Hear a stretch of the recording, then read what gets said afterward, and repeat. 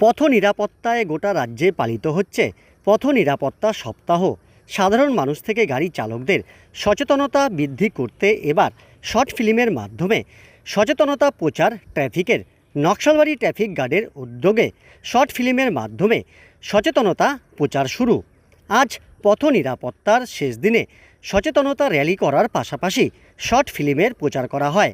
সাধারণ মানুষদের মধ্যে পথ দুর্ঘটনা থেকে রক্ষা করতেই এই শর্ট ফিল্ম এর মাধ্যমে সচেতনতা বৃদ্ধি করা হয়েছে।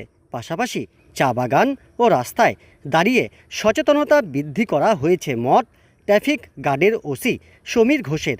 এদিন সাতভাইয়া থেকে নকশালবাড়ি বাসস্ট্যান্ড পর্যন্ত সচেতনতা র্যালি করা হয়। এই র্যালিতে পা মেলান নকশালবাড়ির বিডিও, ব্লক স্বাস্থ্য আধিকারিক সহ স্কুলের শিক্ষার্থীরা। সবাইকে প্রথমে জানাই যে দার্জিলিং জেলা পুলিশের উদ্যোগে নকশালবাড়ি ট্রাফিক গার্ড গত 7 দিন ধরে নানা রকম জায়গায় আমরা প্রচার চালিয়েছি, যেগুলো আমাদের বিশেষ করে বাগান এরিয়াতে যেসব জায়গায় অ্যাক্সিডেন্ট বেশি হয় ওইসব জায়গাতে আমাদের বাগান এরিয়ার ভেতরে আমরা প্রচার চালিয়েছি, সচেতনতার শিবির খুলেছি। এছাড়াও রোডের মাঝখানে অ্যাওয়ারনেস প্রোগ্রাম করেছি। যেসব জায়গায় আমাদের ব্ল্যাক স্পট এরিয়া আছে সেসব জায়গায় আমরা অ্যাওয়ারনেস প্রোগ্রাম করেছি। এবং এছাড়াও একটা ডকুমেন্টারি ফিল্ম আমরা তৈরি করেছি, যেটা জনসাধারণের জন্য পরে এটা রিলিজ করা হবে। তো ওই ডকুমেন্টারিতে অনেকটাই গুরুত্বপূর্ণ বার্তা দেওয়া হয়েছে, ওর মধ্যে তুলে ধরা হয়েছে।